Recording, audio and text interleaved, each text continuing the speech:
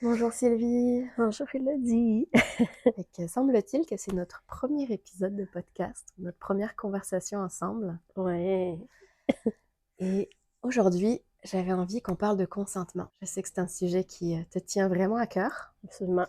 Et c'est une des valeurs fondamentales de Ecstatic Temple. Donc pour moi, c'est vraiment important en fait qu'on commence par ça. Peut-être veux-tu commencer par me dire pourquoi c'est si important pour toi le consentement, Ouais. Sylvie? Quand t'as dit ça, tout de suite, ce qui est monté, c'est que c'est pas de ma génération, le Mm. consentement.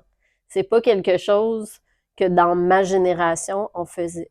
Et je dirais que les gens s'imposaient. Les Mm. gens prenaient ce qu'ils avaient envie de prendre. Et ben, pour moi, c'était désagréable. Je suis une personne qui est assez introvertie et quelqu'un qui prend sans demander, ça a toujours été pour moi quelque chose de très désagréable, Ouais. très envahissant. Et quand j'ai découvert le consentement, ça a été pour moi, wow, magique. Puis le consentement, moi, de me demander mon consentement d'entrer dans ma bulle, ça ouvre la porte à un oui beaucoup plus facilement. Parce que malgré que je suis assez introvertie, j'ai le oui facile quand on me le demande. Donc, je pense que c'est ça. C'est quelque chose que j'ai découvert en vieillissant et que je trouve extraordinaire et qui est mal compris, je crois. Mm. Ouais. Je trouve ça vraiment intéressant que, puis c'est pas la première fois que tu le mentionnes, mais tu sais, tu parles de ton introversion, de rentrer dans ta bulle. Parce que moi, ce que je connais de toi, t'es une personne qui est vraiment ouverte, qui est très chaleureuse, Mm. et ça peut prêter à interprétation. Fait que je pense que ça, t'es vraiment un très bon exemple de situation dans laquelle ce qu'on peut interpréter, puis l'apparence versus qu'est-ce qui est réellement là, est différent. Parce qu'on peut être quelqu'un d'extrêmement chaleureux, ouvert aux autres, et avoir une bulle, une intimité qui est très sensible. C'est aussi mon cas. J'aime pas ça qu'on rentre, qu'on me touche, Et pourtant, je suis une personne très sociale, très publique. Avec mon métier, je suis souvent en contact avec plein de gens. Je suis une personne extrêmement sexuelle. J'adore faire l'amour, j'adore jaser, j'adore les câlins, j'adore le toucher dans un contexte spécifique. Et comme toi, le fait de me le faire demander, ça fait une énorme différence pour moi. Ouais. Oui, effectivement, c'est un peu comme toi. Je travaille dans la sexualité. Je suis coach en bien-être sexuel. C'est un sujet que j'adore parler. J'adore parler de sexualité. Moi, parler de génitaux, c'est aussi facile pour moi que de parler d'une oreille ou d'un nez. J'ai pas beaucoup de tabous par rapport à ça. Et je crois que les gens l'interprètent parfois, cette ouverture d'esprit-là, l'interprètent que, ah ben, elle aime ça, donc je peux y aller sans demander. Ouais. Et pourtant, non, mon intimité est très importante.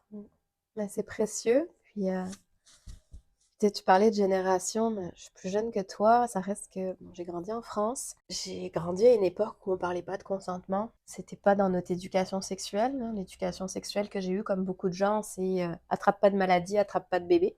Mhm. On parlait pas de plaisir et on parlait pas de consentement. Le seul consentement que j'ai eu, c'était sans oui, c'est non, mais c'est arrivé quand même tard. J'étais déjà dans ma vingtaine. Et oui, on parlait de viol, on parlait d'abus sexuels, mais ça avait des formes un petit peu. Il fallait que ça soit vraiment dramatique pour pouvoir être considéré comme tel. Mm. Euh, Moi, j'ai vécu plusieurs abus sexuels, j'ai vécu du harcèlement sexuel, j'ai vécu du harcèlement de rue, j'ai vécu différentes situations mais aujourd'hui, avec ce que je connais, ça me serait jamais arrivé il y a 20 ans ou il y a 25 ans, en fait, ce qui m'est arrivé. Ça me serait jamais arrivé si j'avais eu les outils que j'ai aujourd'hui. Et j'ai vécu une grande culpabilité par rapport à ça aussi, parce qu'il y a des contextes où j'ai dit oui parce que je savais même pas que je pouvais dire non. Mm. Et pour moi, la découverte du consentement, ça a été de découvrir que j'avais le droit de dire non. Puis écoute, c'est une histoire que je raconte souvent, mais le premier homme qui m'a demandé le consentement avant de me pénétrer, c'était au Québec. Ça a changé ma vie. Mais j'ai été choquée. Je comprenais pas. Mm. Est-ce que je peux te pénétrer? Ben oui, tu peux me pénétrer. On est tout nus, on est là, j'ai envie de toi, c'est comme. Mais le fait de me faire poser la question, ça a changé quelque chose profondément dans mon système, dans ma sexualité. Ça a vraiment ouvert quelque chose d'énorme. En fait, je pourrais en parler plus longuement, mais aujourd'hui, je demande à mes partenaires de me poser la question pour que moi, je puisse demander à mon corps, est-ce que je suis un oui à ça? Mm. Là, je parle de sexualité, mais c'est valide dans toutes sortes de contextes. Fait que ça me semble vraiment important en 2025 qu'on continue à parler de consentement. Quelques années après MeToo, après Dis son nom, après toutes les vagues de dénonciation, c'est encore un sujet d'actualité. Oui, et maltraité. J'entends souvent « on peut plus rien faire aujourd'hui ». Moi, je déteste entendre cette phrase-là « on ne peut plus rien faire ». Non, tu peux pas me toucher sans me demander. Puis pour moi, c'est quelque chose qui est tellement normal. Tu sais, c'est... Comment je pourrais... Je sais pas si je peux aller là, mais il y a quelqu'un qui me disait « ben oui, quand même que je te touche l'épaule ». Oui, mais je sais pas où tu as mis tes mains avant. Tu sais, je m'excuse, là, mais je vais peut-être être un peu vulgaire, là, mais combien vont à la salle de bain et ne se lavent pas les mains en sortant de la salle de bain? Puis là, après, tu viens me déposer ta main sur mon épaule. Ben, je m'excuse, mais ça me dérange. Oui, c'est juste une épaule, mais ta main est pas propre. Donc, moi, ça me dérange, puis c'est mon corps. Mais j'ai le droit. J'ai le droit de dire non. J'ai le droit de pas envie d'être touchée par Paul Jean-Jacques, comme on dit. Donc, on n'a plus le droit de rien faire. On a le droit de faire tout avec le consentement de l'autre. Ouais, puis il suffit de voir qu'est-ce qui sort en ce moment dans les médias, là, le nombre de personnes, de célébrités qui se font comme accuser d'abus sexuels ou de comportements inappropriés. Fait que c'est pas on n'a plus le droit d'eux, c'est juste qu'il y a des conséquences à ça et on en parle aujourd'hui. On n'en parlait pas avant. Puis même si on en parle aujourd'hui, il y a encore énormément de comportements qui sont passés sous silence. C'est intéressant, tu parles de ça, que je peux te toucher l'épaule comme si ça n'avait pas d'impact. Fait que moi, je travaille avec des couples, je travaille avec des individus, des hommes, des femmes, pour les aider à avoir une meilleure sexualité, une meilleure intimité. Et très souvent, je rencontre des gens qui sont dans une situation dans laquelle la femme, je vais généraliser parce que c'est souvent très genré, la femme a moins de désir que l'homme. Et là, les hommes sont comme « Ah, mais je comprends pas, elle a jamais envie, non, non, non ». Puis une des choses qui se passe la majorité du temps, ou en tout cas très souvent, c'est que ces femmes-là, la façon dont leur relation intime se passe, toucher égale sexualité. Dès qu'il y a du toucher, si elles présentent un petit peu d'ouverture, un petit peu d'affection, etc., leur partenaire va vouloir faire l'amour avec. Et il y a beaucoup de moments où les femmes sont dans un espace de prendre soin, faire la vaisselle, prendre soin des enfants, tout ce qui est, on parle de charge mentale, ce qui est un autre sujet assez énorme dont on va pas approfondir ça maintenant, mais leur mental est focus sur quelque chose. Et là, il y a leur chum, leur partenaire qui arrive, qui leur met une main aux fesses, puis qui vient comme rentrer dans leur bulle quand elles sont complètement en train de faire autre chose. Puis ça, alors, je qualifierais pas ça d'agression, mais il y a quelque chose qui est brusque pour le corps. Le corps n'est pas prêt à recevoir du toucher, il n'est pas disponible à ce moment-là. Et en tant que mère de famille, tu dois le savoir à quel point comme on est présente, on est déjà présente pour les enfants. Bon, c'est pas mon cas, mais notre corps nous appartient plus tant quand on est maman à certains moments, de ce que j'en comprends. Oui. Fait qu'il y a vraiment une espèce de besoin de se réapproprier son corps et qu'on soit mère ou qu'on soit pas mère. Fait que ce que j'ai remarqué pour terminer mon histoire, ce que j'ai remarqué dans mes accompagnements, c'est quand j'ai introduit la notion de consentement, la notion de présence au toucher, la notion de créer des espaces dédiés pour offrir du toucher, même si c'est du toucher platonique, même si c'est pour toucher ton épaule, pour te prendre dans les bras, pour te faire un petit bisou dans le cou, ça a vraiment changé la dynamique dans les couples que j'ai accompagnés. C'est fou, là, j'ai eu des histoires incroyables un homme avec qui j'ai travaillé, sa femme, elle avait des douleurs à la pénétration depuis des années. Et juste en changeant le comportement de son partenaire. Pas seulement au niveau du consentement, mais en grande partie au niveau du consentement. Elle s'est mise à avoir du plaisir puis à aimer le sexe.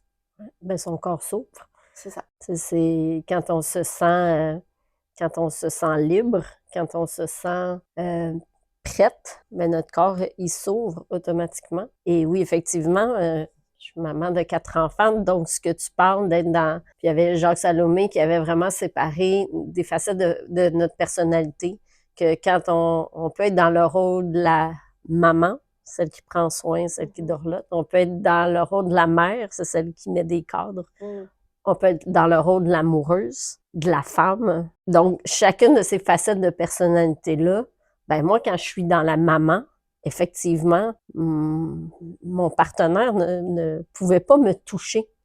C'était agressant. C'est comme, je suis pas là, je suis dans la maman, je suis dans celle qui prend soin des enfants, qui s'assure de leur bien-être et tout ça. Je suis pas dans l'amoureuse. Je suis même pas dans la femme. Donc, je suis pas ouverte à ça. Et autant que on pouvait avoir des moments de sexualité extraordinaires, autant que quand j'étais dans mon rôle de maman, ça marchait pas. Et c'est comme deux personnalités distinctes. Justement, dans mon prochain atelier, je vais travailler les aspects de soi, puis comment qu'on rentre en relation avec les autres selon nos aspects de soi. Mais oui, il y a des moments pour chaque chose, même quand on est en relation avec un partenaire, ou que là, c'était mon mari, on était mariés. Et non, c'est pas parce que je suis sa femme que c'est acquis qu'il peut me faire l'amour à n'importe quel moment ou des gestes sexuels à n'importe quel moment de la journée. Ça crée de la fermeture, effectivement. Ouais. Donc, imagine avec quelqu'un qui est complètement un inconnu. Ouais. Ouais, puis le corps absorbe des traces. Moi, j'ai réalisé dans les dernières années, j'ai fait tout un processus de guérison de trauma. J'ai réalisé, en fait, à 35 ans, 34, 35 ans, que j'avais du trauma d'abus sexuel. Puis c'était intéressant parce que ça faisait des années que j'enseignais le consentement à d'autres personnes. Okay? Je faisais ce travail-là, j'étais déjà coach, j'accompagnais des gens et j'ai réalisé que j'avais moi-même de la misère avec mon propre consentement, particulièrement dans la sphère intime. Donc j'ai fait tout un travail là-dessus et ce que j'ai découvert à travers ça, c'est à quel point j'avais absorbé des touchés non consensuels qui sont arrivés dans ma vie étant plus jeune, mais qui continuaient d'arriver, en fait, continue d'arriver. Ça arrive encore aujourd'hui que des fois, il y a des touchés non consensuels. Des touchés que j'avais pas choisis, que j'avais subis, mais aussi des touchés que j'avais choisis. Des moments où je m'étais pas vraiment écoutée, où j'avais dit oui à des choses, mais j'étais pas vraiment là. En fait, c'était une façon de me protéger, c'était de ne pas être présente dans mon corps, de dire « Ah bah oui, fais ce que tu veux ». Et c'est pas nécessairement sexuel. Mais dans mon histoire, j'ai vécu à Paris pendant 4 ans, et je me suis faite de nombreuses reprises touchée sans mon consentement dans le métro par des personnes random. Puis dans des contextes où j'avais pas nécessairement la possibilité de repousser la personne ou de dire non. Écoute, il y a des fois, je marchais dans le couloir, il y a quelqu'un qui a mis sa main en dessous de ma jupe. Mais c'est des traces qui sont restées dans mon corps et quand ça arrive dans un contexte qui est beaucoup moins risqué, on s'entend, c'est pas un inconnu dans le métro qui met sa main sous ma jupe, ça peut venir réveiller des choses comme ça. Ouais. Donc là, j'ai fait un travail qui fait que mon corps est moins réactif, mais sans aller jusqu'à avoir vécu des abus ou des attouchements ou du harcèlement, il y a beaucoup de personnes qui ont comme internalisé des touchés qui n'étaient pas consensuels, qui n'étaient pas réellement voulus, hommes comme femmes, et leur corps continue à réagir dans la fermeture quand ces types de touchés-là sont réactivés. Et plus c'est réactivé, et plus le corps se contracte. Ce qui fait qu'on peut avoir de la douleur dans certains types de rapports ou une fermeture même au désir. Hein. Il y a des personnes qui ont juste moins de désir sexuel parce qu'ils sentent qu'il y a de la pression envers eux, il faut performer, il faut répondre à certains besoins. Puis c'est quelque chose que je vois aussi dans ma pratique, autant avec les hommes qu'avec les femmes. Ça ne va pas se traduire de la même manière. Mais la question du consentement, elle est tellement importante. Et pas seulement dans le toucher. Là, en ce moment, on parle des relations intimes, mais si on parle du travail, il y en a vraiment beaucoup à dire aussi. Puis ça, ce qui résonne en moi en ce moment, c'est que on n'a pas besoin d'avoir vécu des agressions non plus pour avoir besoin du consentement. Moi, je touche du bois, ou je l'efface de ma mémoire, mais dans ma mémoire, je n'ai jamais été agressée de quelque façon que ce soit. Fait que merci mon Dieu. Je pense que par contre, parce que oui, tout part de notre enfance, par contre, j'avais une sœur et ma sœur prenait énormément de place. C'était un enfant qui parlait fort, qui prenait un malin plaisir à faire réagir ma mère. Et ma mère criait souvent. Et je m'aperçois à travers mes enfants que je suis quelqu'un quand même d'hypersensible. Et donc, moi, ce que je voulais, c'est que ma mère crie le moins possible. Donc, je me renfermais. J'étais très une petite souris qui voulait pas faire de bruit, qui voulait pas la faire réagir. Et c'est ce qui a fait que je pense que j'ai créé autour de moi, involontairement ou volontairement, comme une genre d'armure, si on veut. Donc, je laisse certaines personnes entrer dans cette armure-là que je me suis fait au fil des années. Et j'ai envie de choisir qui peut entrer. Et ce que j'ai aussi envie de dire, de ce que j'entends souvent, c'est que de demander le consentement enlève la spontanéité. Mm. Et pour moi, c'est tellement pas vrai. Ça peut être spontané, ça peut être très sexy, ça peut être, ça peut donner encore plus envie. Tout est dans la façon de le faire.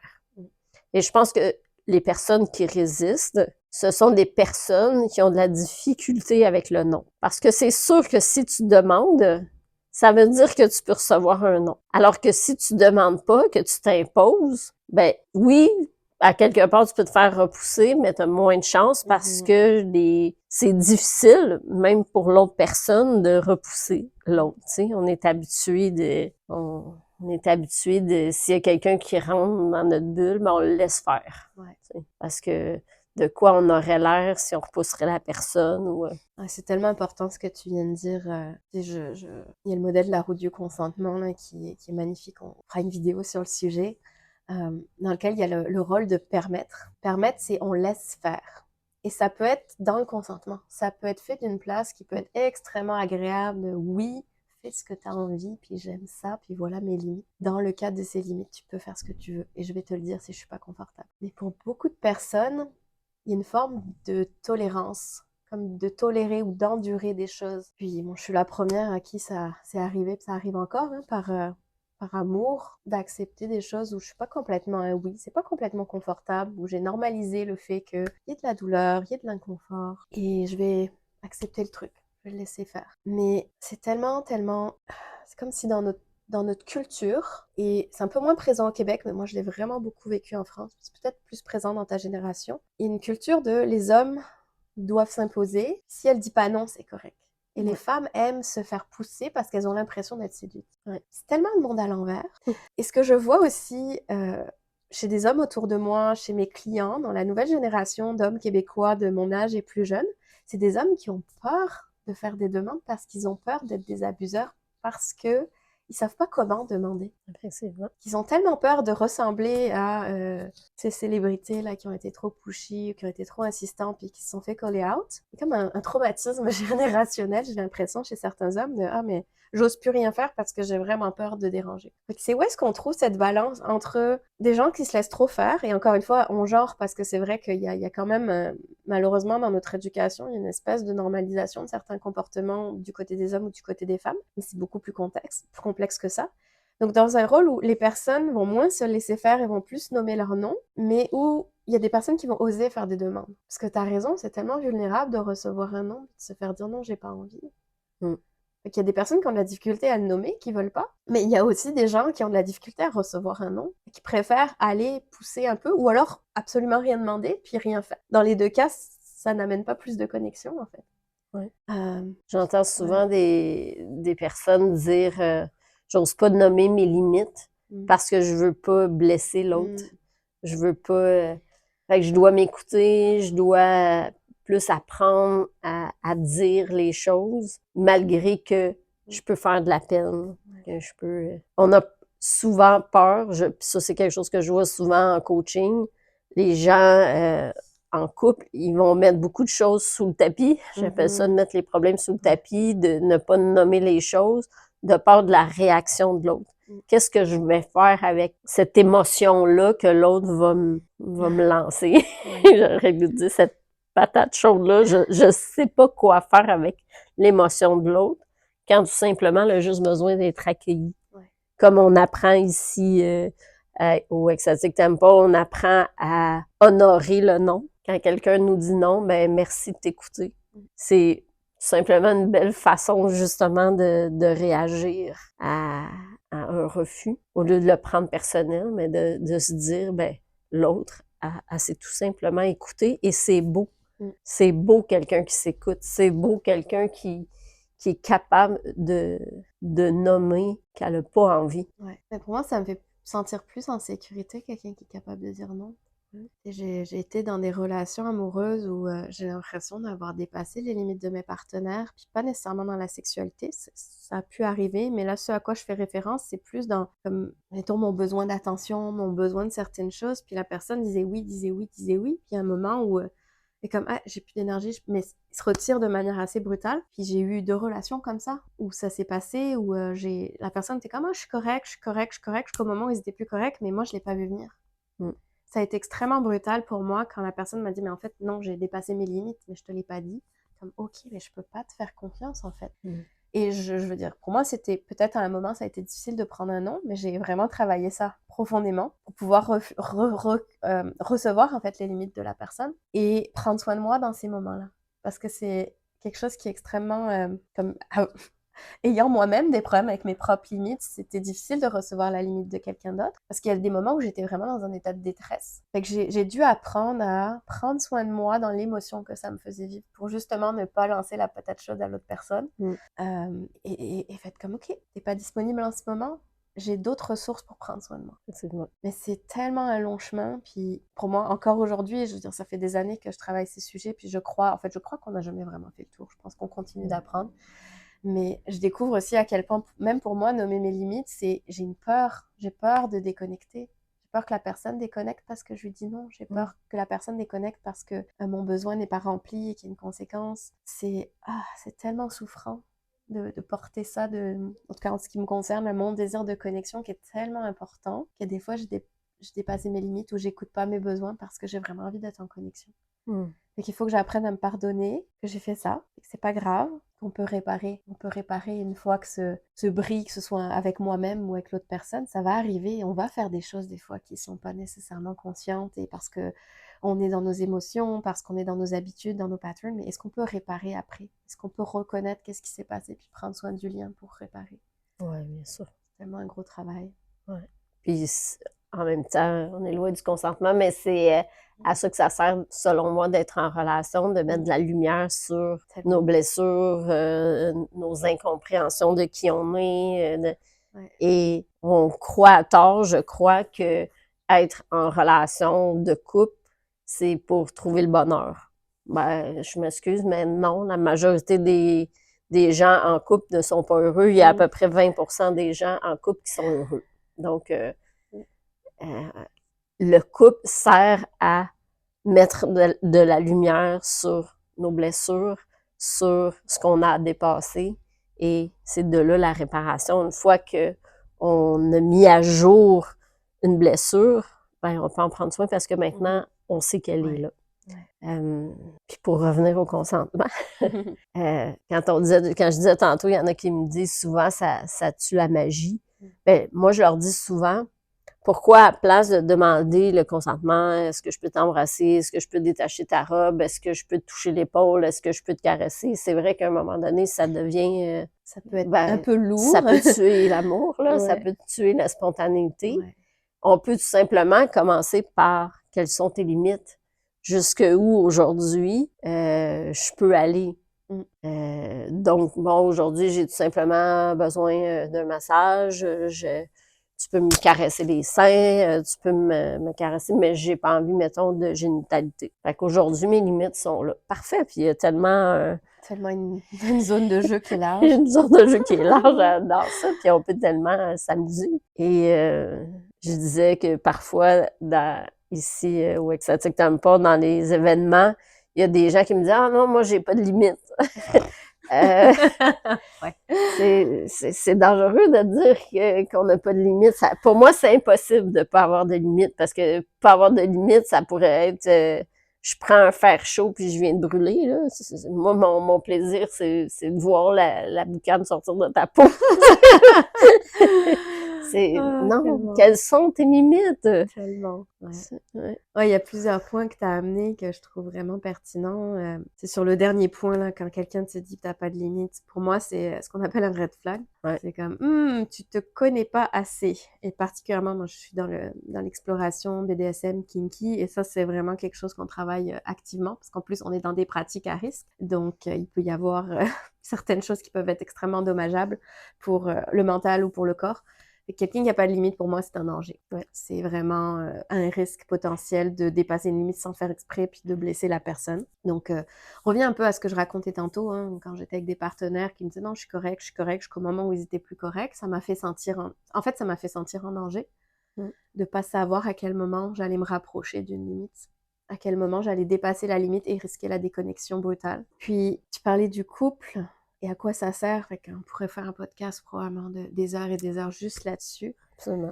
Mais ce que je dis souvent à mes clients et ce que je suggère beaucoup aussi dans les événements de Ecstatic Temple, c'est que quand on est en couple, dans l'intimité ou même une relation amoureuse, quel que soit le statut qu'on utilise pour la définir, les challenges, les enjeux sont beaucoup plus grands.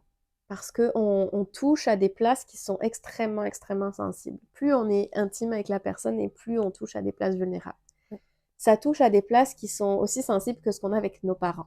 En général, il y a peu de gens qui sont complètement 100% bien avec leurs parents. C'est très, très, très sensible.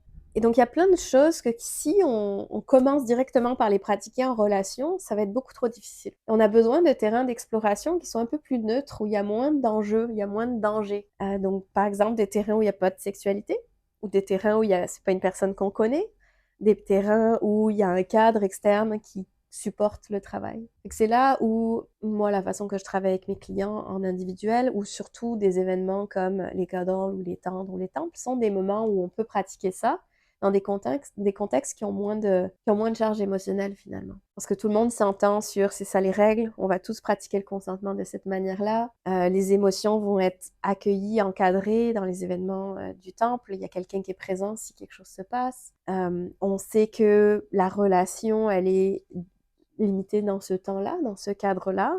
Fait que c'est plus facile, en fait, de définir, de dire, tiens, aujourd'hui, je vais explorer tel aspect. Je viens dans un événement, je vais me donner l'espace d'explorer ça, plutôt que d'inviter quelqu'un qu'on vient de rencontrer sur Tinder chez nous, puis de lui dire, aujourd'hui, je veux surtout pas tel truc, avec quelqu'un qui est quasiment un étranger, et puis même si c'est quelqu'un avec qui on a eu quelques dates. Et c'est encore plus difficile, en fait, je dis ça pour une nouvelle personne qu'on commence à dater, mais quelqu'un qu'on date depuis 25 ans, là, va changer tes patterns. C'est tellement difficile. Oui.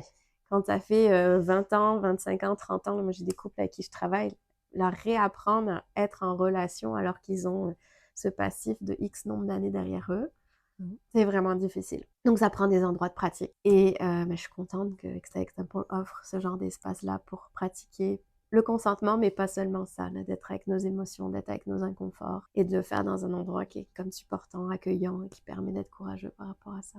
Oui, effectivement. Oui, il faut se pratiquer parce que ce que j'entends souvent, moi aussi, quand j'accompagne certaines personnes, je parle des limites, je leur dis, parce que aujourd'hui, ce qu'on voit souvent, c'est que la relation sexuelle dans le dating vient rapidement. Et on a été préprogrammé, si je peux dire ça comme ça, par la société, que quand on a des relations sexuelles, on s'engage dans la relation. Tu sais, avec la religion catholique, c'était jamais avant le mariage. Ouais. Donc, c'est vraiment ancré en nous que si on couche avec quelqu'un, on est engagé avec la personne. Mais les gens, après 1, 2, 3 rencontres, il y a déjà un rapport intime et souvent ce qu'on appelle un rapport complet, donc avec pénétration. Et là, le lendemain, la personne s'attend à ce que on est un couple. En tout cas, que la personne se comporte comme si elle était en couple. Et en même temps, ça n'a aucun sens d'entrer pour moi, excusez, ça n'a aucun sens pour moi d'entrer en relation avec un pur inconnu. Quand on sait que, comme on disait tout à l'heure, ça vient challenger nos blessures. Fait que moi, avant d'entrer en relation avec quelqu'un, c'est parce que je le connais. Donc, moi, ce que je dis souvent à mes clients, c'est justement, quelles sont tes limites? Jusqu'où tu es prêt à aller dans l'intimité en te disant que peut-être que demain, cette personne-là, tu la reverras plus jamais. J'adore ça. Donc, est-ce que ça peut être juste s'embrasser? Qui peut être très agréable. Est-ce que ça peut être juste écouter un film collé et se flatter, se caresser? Est-ce que ça peut être un massage? Donc, c'est quelles sont mes limites si la personne, je la revois plus? Et là, malheureusement, souvent, ce qu'on me répond, c'est « Ouais, mais je pourrais passer pour une agace. » Tellement triste. Et non. Pour moi, c'est pas une agace, c'est ce que je réponds tout le temps. T'es quelqu'un qui se respecte. Puis comme tu viens de dire, à quelque part, si la personne, elle connaît ses limites, l'autre personne va se sentir en sécurité parce que je connais mes limites, je connais mes barrières. Je connais une limite, là, c'est comme la clôture qu'on met autour d'une piscine creusée. ça sert à ne pas être en danger. Et oui, ça met notre système nerveux autonome en parasympathique. Donc, ça met notre système nerveux autonome. OK, j'ai des limites, je sais exactement jusqu'où je peux aller. Et c'est rassurant. Donc, je pense que vraiment, contrairement à la pensée populaire, puis je l'entends souvent, là, de « je vais passer pour une agace », ben c'est le contraire, tu vas passer pour quelqu'un qui se respecte. Ouais. Ah, c'est une belle sagesse que tu amènes. J'adore cette proposition de dire jusqu'où est-ce que tu es prêt à aller si ça s'arrête là. Ouais. Est-ce que tu te sentirais bien si demain la personne elle repart et tu n'as plus jamais de nouvelles de lui ou d'elle? C'est vraiment une belle façon de voir les choses. J'avais jamais vu ça sous cet angle-là, mais j'aime beaucoup ça. Puis moi, ça m'amène à un autre niveau que j'ai beaucoup observé autour de moi et que bon, j'ai pratiqué personnellement d'une façon différente. C'est quand on dit quelque chose, de faire attention à ne pas rechanger après coup parce que ça peut donner l'impression que nos limites n'ont pas de valeur. Moi, je me souviens quand j'étais plus jeune, c'était, mettons, j'allais en soirée quelque part, puis je rentrais avec quelqu'un, puis je dis, mais je vais juste dormir avec toi. Mais pour moi, c'était important que si je dis je vais juste dormir, je fais juste dormir. Parce que si je dis je vais juste dormir, mais qu'une fois qu'on est là, on commence à se chauffer, etc., je peux changer d'avis, c'est possible. Mais si j'ai envie de faire l'amour avec cette personne-là ce soir, je vais avoir envie de faire de l'amour demain. Et demain, j'aurai probablement moins bu. J'aurai probablement moins de fatigue dans le corps après que je sois rentrée de soirée. Et dans ce moment-là, je vais être en alignement et en intégrité avec moi-même. Il y a quelque chose à propos du consentement que moi, que j'ai appris il y a plusieurs années qui m'a vraiment fait prendre conscience de beaucoup de choses, c'est que le moment qu'on rentre dans une interaction physique avec quelqu'un, notre chimie interne change et notre capacité au consentement change. Ouais. Alors, je parle même pas de la consommation de substances parce que ça, c'est clair que la consommation d'alcool et autres affecte notre capacité à consentir. Puis l'alcool, c'est une énorme machine à bris de consentement, c'est un énorme désinhibiteur. C'est un dissociateur aussi, qu'on est moins présent à nous quand on a bu. Mais quand on commence à être dans une interaction, particulièrement s'il y a de l'énergie sexuelle, on pourrait avoir la tendance à dire oui à quelque chose qu'on n'aurait pas dit oui dans un autre contexte. Donc, ça ne veut pas dire qu'on ne peut pas changer d'avis. C'est possible de changer d'avis, mais moi, ce que je recommande, c'est de prendre une pause, de prendre un 10 minutes. On se sépare, on va respirer un bon coup.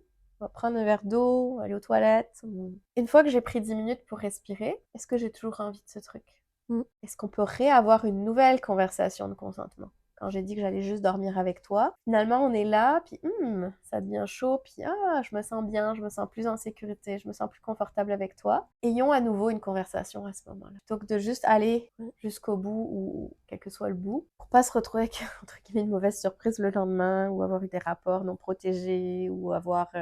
Puis, genre, c'est pas la fin du monde, c'est pas parce qu'on a dépassé notre désir, qu'on allait un petit peu plus loin, qu'on a nécessairement été abusé. Mais quand je lisais les descriptions de après MeToo, puis dit son nom, je lisais beaucoup de situations. Il y avait de l'alcool, où il y avait des situations où les gens s'étaient retrouvés un peu pris au piège, où ils avaient finalement accepté des choses qu'ils n'auraient pas acceptées s'ils n'avaient pas été dans un contexte. Puis je dis pas que c'est la faute aux victimes, c'est pas du tout ça que je suis en train de dire. Je veux juste dire que en tant que personne, on a la capacité de choisir et de prendre soin de nous. C'est ça qu'il faut développer pour ne pas être une victime. Comment est-ce qu'on prend soin de nous en se respectant, en respectant nos propres engagements envers nous-mêmes, en faisant attention à la consommation qu'on a quand on est sur une date.